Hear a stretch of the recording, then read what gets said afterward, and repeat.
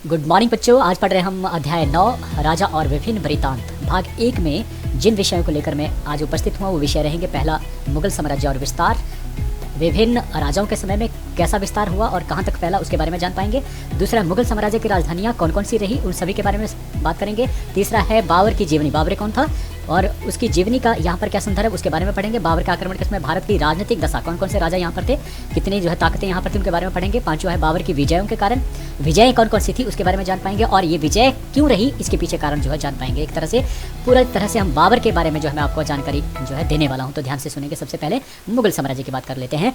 मुगल साम्राज्य एक इस्लामी भी था, तुर्की भी था, मंगोल भी था। इनका संबंध क्या था वो आगे पढ़ेंगे, लेकिन 1526 ईस्वी में पानीपत के प्रथम युद्ध के साथ ही मुगल साम्राज्य आरंभ हुआ था और 17वीं और 18वीं शताब्दी तक ये जो साम्राज्य था काफ़ी विस्तृत हो चुका था, अपने चरम स्तर पर पहुंच चुका था। लेकिन 19वीं शताब्दी के मध्य में जाकर ये जो मुगल साम्राज्य था इसका अंत हो गया, मतलब 1857 ईस्वी में। आगे बढ़ते हैं, मुगल साम्राज्य का विस्तार।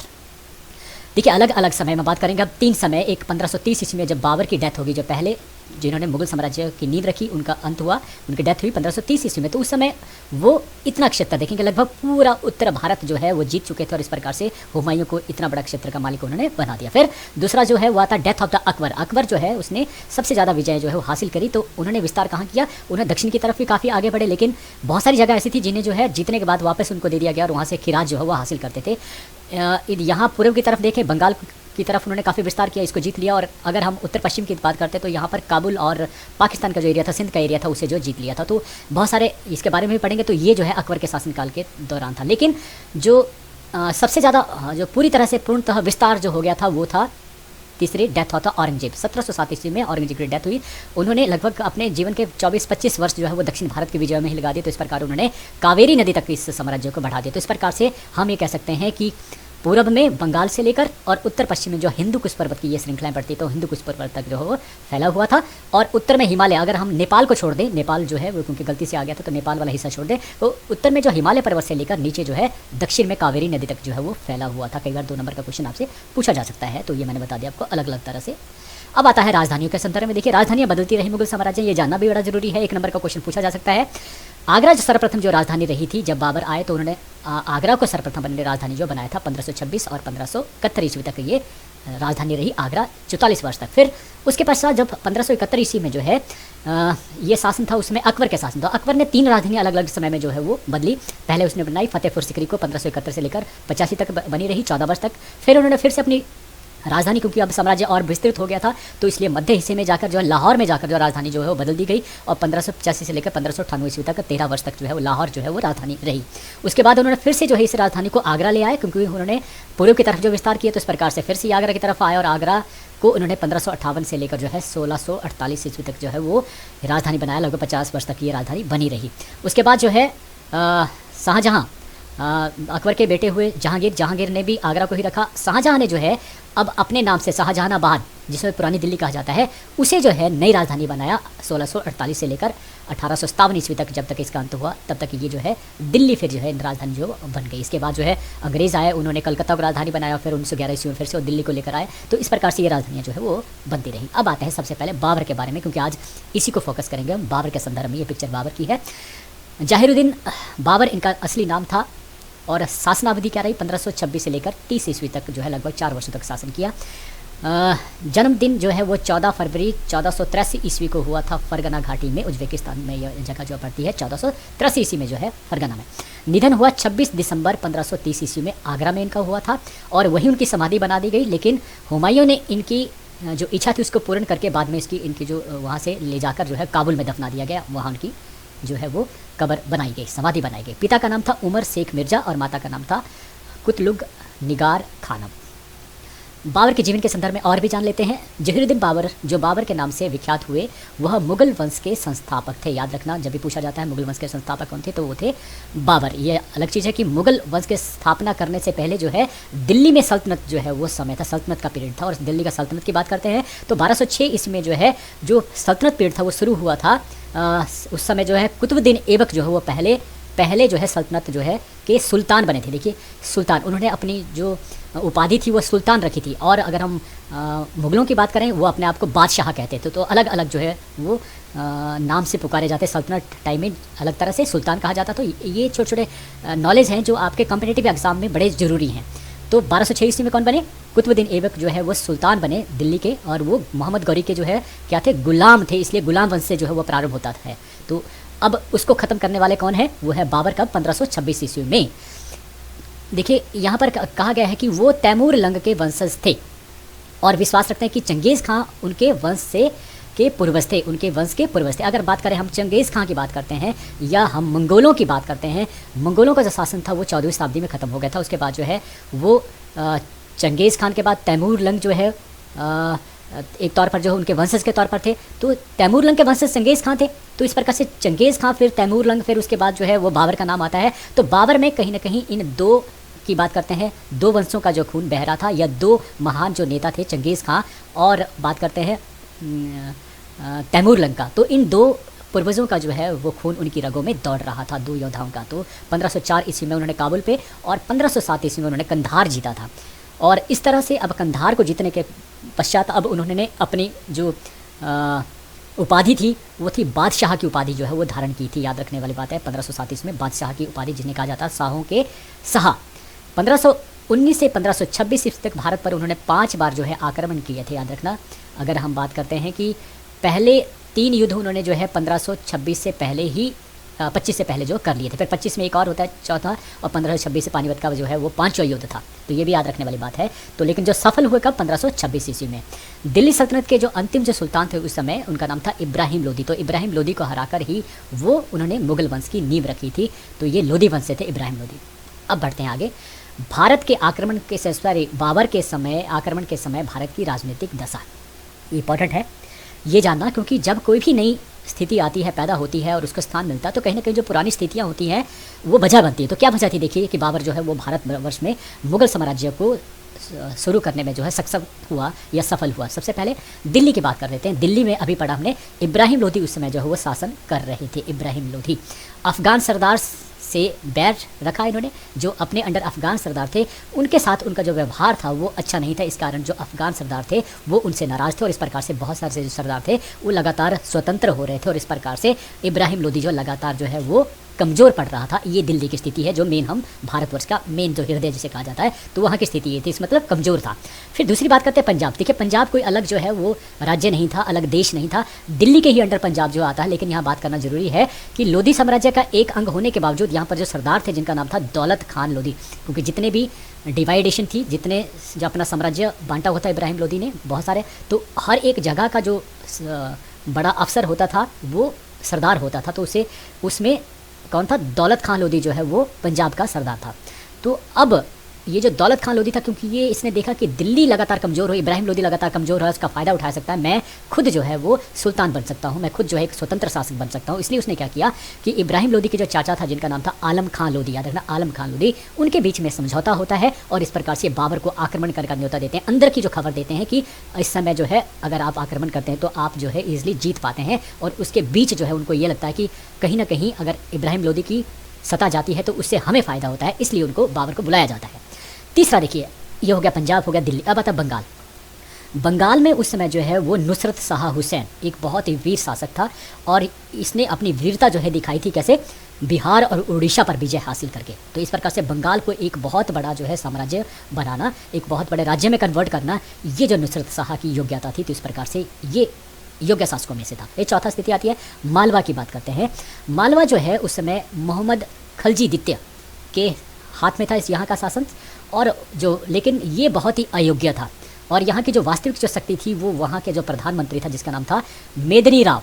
तो मेदिनी राव के हाथ में ही शक्ति थी। इस प्रकार से ये कठपुतली बना हुआ है। ये अलग चीज़ कि मोहम्मद खलजी ने एक बार जो है वो गुजरात के शासक से मिलकर जो है मेदिनी राव को हटाने का प्रयास किया, लेकिन मेदिनी राव ने जो है मेवाड़ के राजा थे राणा सांगा, इनसे जो है वो सहायता की और इस प्रकार से फिर से जो है वो मेदिनी राव जो अपने स्थान को हासिल करने में सफल हुआ और मोहम्मद खलजी को फिर से जो है वो राणा सांगा द्वारा उसे फिर से अपना साम्राज्य दे दिया गया कुछ शर्तों के बलबूते पर।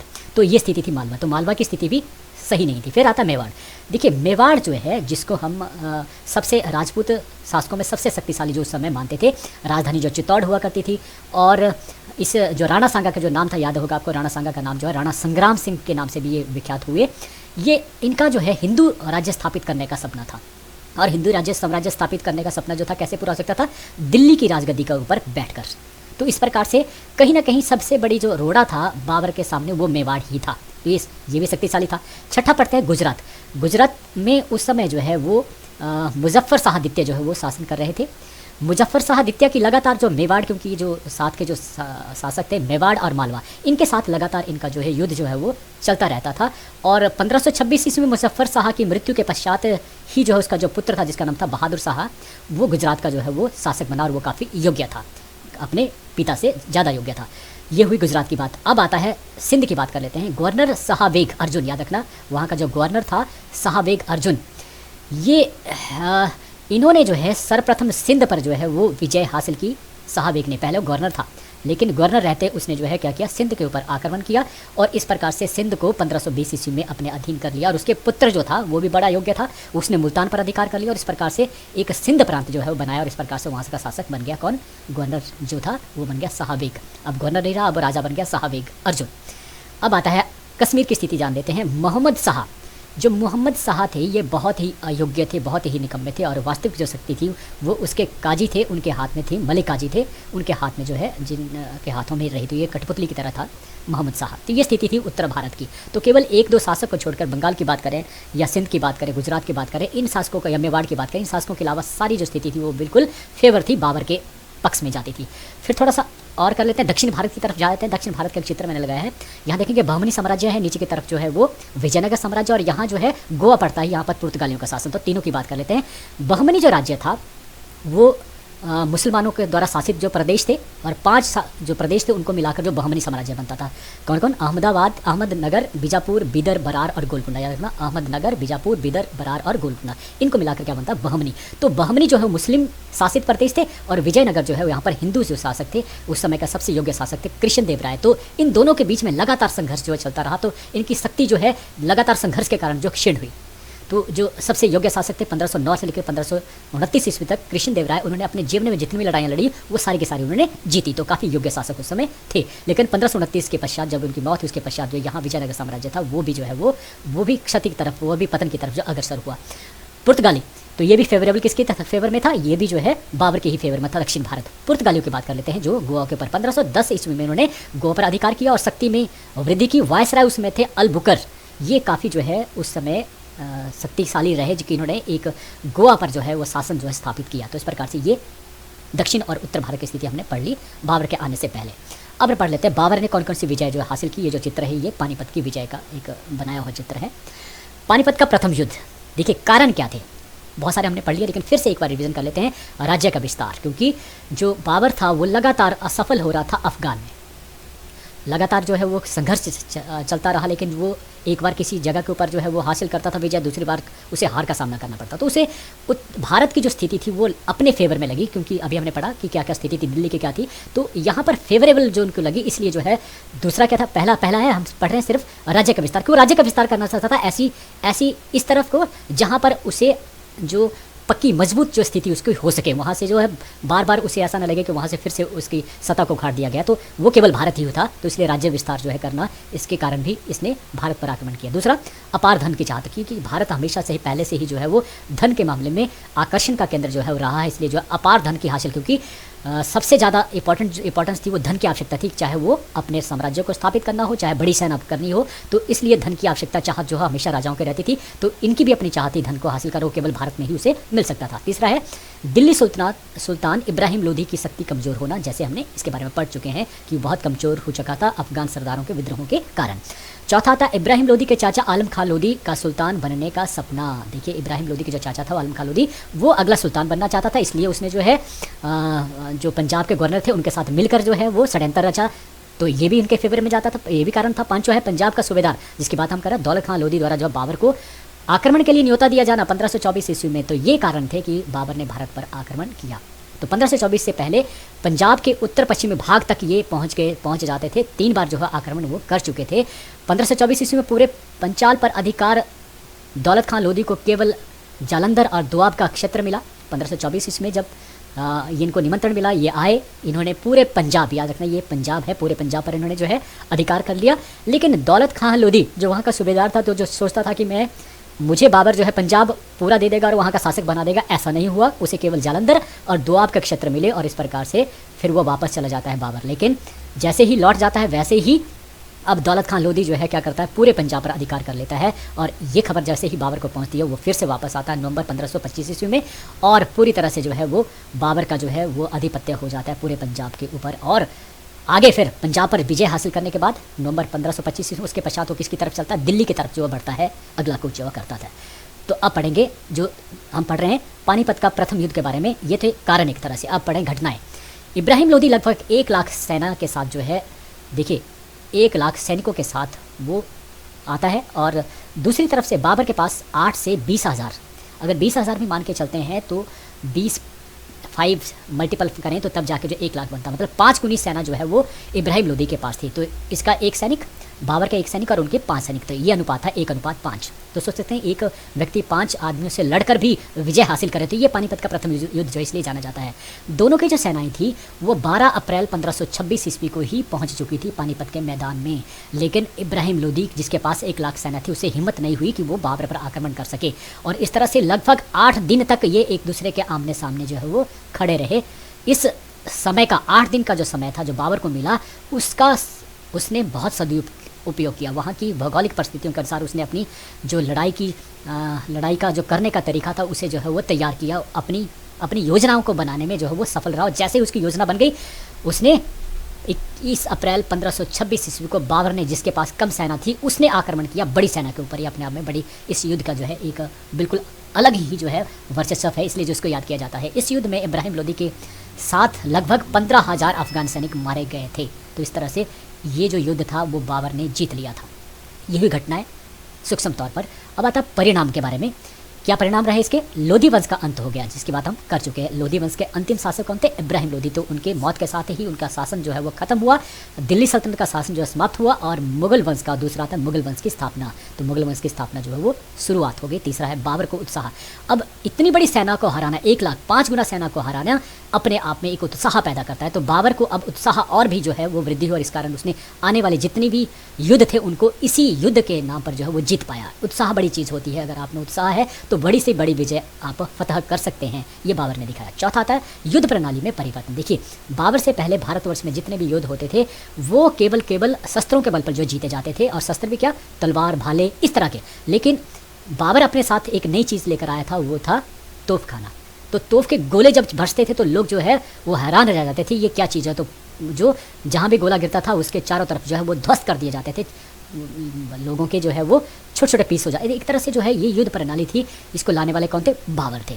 5 जो है मुगलों तथा राजपूतों के मध्य युद्ध अनिवार्य, जिसकी बात हम कर रहे हैं कि क्योंकि उत्तर भारत में जो राजपूत थे वो सबसे ज़्यादा जो है ताकतवर थे राणा सांगा के अंडर, तो इसलिए अब उनके साथ युद्ध होना अब अनिवार्य हो गया था। ये इसका परिणाम निकला पानीपत का पहला युद्ध। अब आता दूसरा युद्ध जो लड़ा उन्होंने, वो है कनवाहा की लड़ाई 1527 ईस्वी में। 17 मार्च 1527 में फतेहपुर सिकरी के समीप कनवाहा, खनवा, मेवाड़ के शासक राणा सांगा और बाबर के मध्य युद्ध हुआ। और इस युद्ध में राणा सांगा का जो साथ था, मेवात के शासक नाम था हसन खान मेवाती, और इब्राहिम लोधी के जो भाई थे उनका नाम था महमूद लोधी, इन्होंने साथ दिया था। और इसके अतिरिक्त मेवाड़, अंबर, ग्वालियर, अजमेर, बसेन, चंदेरी, इन शासकों ने भी जो है वो मेवाड़ के शासक का सहयोग किया। यहाँ पर बाबर जो है अपने 2 लाख सेना के साथ जो है राणा सांगा से लड़ने के लिए आया था। उसने सांगा की सेना के जो सेनापति था उसे जो प्रलोभित किया, और इस प्रकार से माना जाता है कि उसको प्रलोभित देने के पश्चात वो बहुत सारी सेना को लेकर उसके साथ जा मिला। तो इस प्रकार से बाबर और राणा सांगा की जो पहली मुठभेड़ हुई वो खानवाहा नामक स्थान पर हुई थी। और इस तरह से खानवाहा के युद्ध में भी पानीपत युद्ध की रणनीति का उपयोग जो बाबर के द्वारा जो किया गया, और लगभग केवल मात्र 10 घंटे में ही यह युद्ध जो है बाबर ने जीत लिया था राणा सांगा से। और यही से बाबर ने भारत में रहने का निश्चय किया, और इस युद्ध में प्रथम बार बाबर ने धर्म युद्ध का नाम जो है वो नारा दिया था। मुस्लिम में धर्म युद्ध का नारा दिया जाने का मतलब है इससे उनको अब आम लोगों का सहयोग, जो आम मुस्लिम है उनका सहयोग भी जो है वो मिल जाता है। तो इसी युद्ध के बाद जो है बाबर ने गाजी अर्थात दानी की उपाधि जो है धारण की थी कनवाहा के युद्ध के पश्चात। फिर तीसरा आता है चंदेरी पर आक्रमण। चंदेरी का राजपूत शासक मेदनी राय कनवाहा का युद्ध में राणा सांगा की ओर से लड़ा था, जिसकी बात हम कर चुके हैं। और अब चंदेरी में राजपूत सत्ता का पुनर्गठन हो रहा था। बाबर ने सेना चंदेरी पर आक्रमण करने के लिए भेजी, लेकिन राजपूतों ने उसने पराजित कर लिया। इसके पश्चात वह स्वयं जो है आता है चंदेरी पर आक्रमण करने के लिए, और इस प्रकार से चंदेरी को वो पूरी तरह से शांतिपूर्ण रूप से चंदेरी का शासन जो है वो देने के लिए जो है परामर्श देता है, लेकिन उसके परामर्श को स्वीकार नहीं किया जाता है कि हथियार नहीं डालेंगे, हम लड़ाई लड़ेंगे, ये जो है वो कहा जाता है मेदिनी राय की तरफ से। और इस प्रकार से दोनों में फिर युद्ध होता है और 29 जनवरी 1528 का वो समय था। और इस युद्ध में बाबर जो की जीत होती है, चंदेरी पर अधिकार कर लिया जाता है, केवल मात्र 1 घंटे में ही वहाँ पर अधिकार कर लिया जाता है। उसने चंदेरी का राज्य मालवा सुल्तान के वंशज अहमद शाह को दे दिया और उसे कहा गया कि वो वर्ष का कितना देगा, 20 लाख दाम जो है प्रतिवर्ष जो है वो शाही कोष में जमा करेगा। तो ये चंदेरी की लड़ाई जो है बाबर ने जीत ली। फिर चौथा आता है घाघरा का युद्ध 1529 ईस्वी में। इस बीच में जो मोहम्मद लोधी, जो इब्राहिम लोधी के जो भाई थे, वो बिहार पहुंच गए थे और उनके नेतृत्व में उन्होंने फिर से गठजोड़ किया और एक लाख सेना जो है एकत्रित की। इसी स्थिति में बाबर ने उससे युद्ध करने के लिए जनवरी 1529 ईस्वी में घाघरा से प्रस्थान किया। और जैसे ही जो है मोहम्मद लोधी को ये खबर मिलती है, वो जो है जाकर जो है बंगाल की तरफ जो है वो शरण लेता है। बंगाल का शासक उस समय जो है उस समय बंगाल का शासक था नुसरत शाह। तो नुसरत शाह को कहा जाता है, वार्न किया जाता है, लेकिन नुसरत शाह ऐसा नहीं करते हैं, उसको जो है वो शरण देते हैं। और इसके कारण क्या होता है, 6 मई 1529 ईस्वी को दोनों की सेनाओं में जो है वो युद्ध होता है। और इस घमासान युद्ध में जो है वो पराजित होते हैं। अफगान सेना पूरी तरह से पराजित होती है।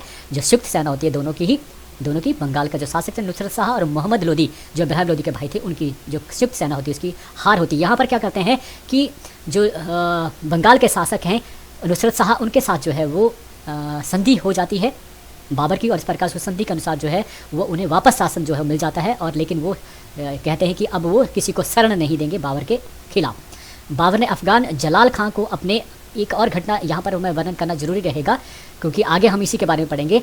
बाबर ने ही अफगान जलाल खान को अपने अधीन, जो बिहार के शासक थे, उनको कहा कि उस समय ये बिहार के शासक उनको आदेश दिया था कि शेर खां, देखिए ये शेर खां कौन है बाद में आएंगे, शेर खां को अपना मंत्री जो है वो रखे। तो इस प्रकार से एक वकालत की गई थी एक व्यक्ति को प्रमोट करने के लिए कि देखिए शेर खां को अपना मंत्री बनाएं। तो ये शेर खां देखिए आने वाले समय में जो शासन स्थापित किया गया था बाबर के द्वारा, उसको जो है वो उखाड़ फेंकते हैं शेर खां ही, जिसको उन्होंने मंत्री बनवाया था कहकर। इसलिए ये लाइन मैंने डाली है। अंतिम दिन जो है वो पढ़ लेते हैं। कहा जाता है कि अपने पुत्र हुमायूं के बीमार पड़ने पर बाबर जो है वो अल्लाह से हुमायूं को स्वस्थ होने के लिए जो है वो कामना करते हैं और कहते हैं कि बीमारी खुद को ऐसा मानते हैं कि वो अपने उसकी बीमारी को जो है प्रार्थना करके खुद के लिए जो है वो आग्रह करते हैं कि वो बीमारी उसे लग जाए और वो स्वस्थ हो जाए, क्योंकि मानते हैं कि बाबर अपने बेटे हुमायूं से बहुत प्यार करता था। यही कारण था कि उसने जो है सारी बीमारी अपने पर ले ली और इस प्रकार उस बीमारी के कारण उनका जो 1530 ईस्वी में 48 वर्ष की उम्र में उनका देहांत हो गया। देखिए 48 को ज़्यादा बड़ी उम्र नहीं होती है, तो उनका देहांत हो गया। और इसी इच्छा थी कि उसे काबुल में दफनाया जाए। देखिए अंतिम इच्छा थी काबुल में दफनाया जाए। इसी इच्छा के कारण पहले उन्हें आगरा में दफनाया गया और बाद में 9 वर्षों के पश्चात हुमायूं ने उनकी इच्छा पूरी की और काबुल में राजा राम जाट ने दफना दिया गया। काबुल में राजा राम जाट जो है वहाँ पर उनको दफना दिया गया। बाबर का फरगना का शासन उसकी दादी दौलत बेगम की वजह से मिली थी और बाबर ने 1507 ईस्वी में बादशाह की उपाधि धारण की थी। मोटे तौर पर याद रखने वाली कुछ चीज़ें, बाबर ने तोपखाने का उपयोग किया था। बाबर ने तुलगुम युद्ध प्रणाली जो होती थी बहुत फेमस थी, उस युद्ध से ही उन्होंने, उस प्रणाली से उन्होंने पानीपत और बाद में जो है वो खानवाह की लड़ाई जो है वो लड़ी थी। तो ये पढ़ा हमने जो है अंतिम दिन के बारे में। बाबर की विजय, जो अंतिम जो हमारा टॉपिक है वो है बाबर की विजयों के कारण क्या क्या रहे। सबसे पहले शक्तिहीन भारतीय राज्य। हमने पूरे के पूरे राज्य पढ़े, चाहे वो दिल्ली था, चाहे पंजाब की बात की, चाहे बंगाल की बात करी, या जितने भी शासकों की हमने बातें करी, दक्षिण भारत में बात करी, जो विजयनगर की, बहमनी की, तो सारी फेवरेबल जो है वो कहीं ना कहीं जो भारत में जो है वो शक्तिहीन जो है राज्य थे, इस कारण जो है वो बाबर को सफलता प्राप्त हुई या विजय प्राप्त हुई, ये कारण था पहला। दूसरा, इब्राहिम लोधी का व्यवहार कि दिल्ली में सबसे पहले जो उसे विजय हासिल की, अगर वहाँ पर उसको असफलता हासिल होती तो शायद इतिहास कुछ अलग कहता, लेकिन वहाँ का जो शासक था इब्राहिम लोधी, उसका व्यवहार बहुत गलत था अपने सरदारों के खिलाफ और इस वजह के सरदारों ने उसका साथ नहीं दिया और इस तरह से बाबर जीत जाता है, तो ये भी कारण रहा। तीसरा है इब्राहिम लोधी की निर्बल सेना, कि उसकी जो सेना थी वो बिल्कुल निर्बल सेना थी। देखिए 1 लाख होने के बावजूद, 5 गुना होने के बावजूद वो जीत नहीं पाए युद्ध, क्योंकि उसकी जो सेना थी वो अनुशासनहीन थी। और दूसरा, आगे शायद इसी का जो दिया होगा, यस आगे दिया है तो आगे पढ़ेंगे। इब्राहिम लोधी का बाबर को पानीपत के प्रथम युद्ध में 8 दिन का समय देना, ये भी बड़ी बेवकूफ़ी थी कि इब्राहिम लोधी, देखिए हुआ क्या था कि बाबर मानते कि जब बाबर को पता लगा कि इब्राहिम लोधी के पास बहुत बड़ी सेना है, तो उसने एक चाल चली, वो साइकोलॉजिकल युद्ध जो है लड़ने में बहुत जो माहिर था, वो वैज्ञानिक युद्ध लड़ने में बहुत माहिर था, समझता हुआ हर चीज़ को। उसने क्या किया, अपने जो कार थे, छकड़े थे या अपने जो घोड़े थे, उनके पीछे जो एक रस्सी के साथ जो बहुत सारे पेड़ों की डालियाँ जो है बांध दी। उससे क्या हुआ कि जब वो चली सेना तो क्या हुआ, उससे जो मैदान में जो धूल थी वो बहुत उठी, तो उस धूल का जो गुबार था वो इतना उठा उन पेड़ों की जो टहनियों के कारण कि इब्राहिम की जो सेना को ने जब उस धूल को देखा तो उनको लगा ये तो गलत इन्फॉर्मेशन है कि उसके पास केवल जो है मात्र 20,000 सेना है, उसके पास तो बहुत बड़ी सेना है। तो यही कारण था कि इब्राहिम लोदी जो है रुक गया और इस प्रकार से ये 8 दिन का समय जो है दे दिया बाबर को। लेकिन बाबर ने लगातार 8 दिन में बहुत सारे काम किए, जिसमें से रसद काटना भी काम था। उसने क्या किया, इब्राहिम लोदी को जहाँ से खाना आता था सेना को, 1 लाख सेना को खाना आना, देखिए कोई खाएगा तभी तो लड़ पाएगा अच्छे ढंग से, तो रसद काट दी गई जहाँ से खाना आता था। और जब उसको खाना नहीं मिला तो उस समय उसके ऊपर वार किया जब भूखी थी सेना। तो इस प्रकार से ही ये कारण भी रहा। 5 है बाबर एक अयोग्य सेनापति। बाबर एक योग्य सेनापति हो गया या अयोग्य गलती से आ गया, तो बाबर अपने आप में एक योग्य सेनापति था। अगर इसको उल्टा करके करें तो हम ये कह सकते हैं इब्राहिम एक अयोग्य सेनापति, ये भी कारण बन सकता है कि जो इब्राहिम था वो बिल्कुल अयोग्य सेनापति था, बाबर जो है एक योग्य सेनापति था, इस कारण जो जीत पाए। अगर हमारा जो सेना नायक है वो योग्य होगा तो वो छोटी सी सेना से भी जो है अपने युद्ध को जीत लेगा। ये बाबर ने अपने युद्ध में बताया, केवल मात्र 20,000 सैनिकों के साथ उसने इस युद्ध को इब्राहिम लोदी से जीत लिया। छठा आता है बाबर का तोफखाना। देखिए बाबर का तोफखाना सबसे इंपॉर्टेंट था उस युद्ध को जीतने में। जैसे ही तोहफे चली गोले बरसे, और इब्राहिम लोदी की सेना में सबसे ज़्यादा जो बड़ी सेना जिसके ऊपर उसको फ़ख्र होता था वो था हाथी उसके। लेकिन इस बार हाथियों ने जो तबाही मचाई वो उसके विरुद्ध मचाई। क्या हुआ, जैसे ही तोफखाना चला, तोफ के गोले जैसे ही बरसे, युद्ध में आवाज़ें होना, लाउडली साउंड हुआ, फटने लगे गोले, और ये साउंड कभी हाथियों ने नहीं सुना था। इस कारण जो है वो पीछे की तरफ भागे और अपने ही सैनिकों को कुचलते हुए निकल गए। तो इस प्रकार से बहुत सारे सैनिक मारे गए। तो ये भी कारण बना। तो ये सारे कारण जो है बाबर की विजय के कारण रहे। तो ये सारा हमने बाबर को पूरी तरह से पढ़ लिया। अब 2 लाइनें जरूर पढ़ना चाहूँगा। ज़िंदगी में बड़ी शिद्दत से निभाओ अपना किरदार, ज़िंदगी में बड़ी शिद्दत से निभाओ अपना किरदार, कि पर्दा गिरने के बाद भी तालियां बजती रहे, कि पर्दा गिरने के बाद भी तालियां बजती रहे।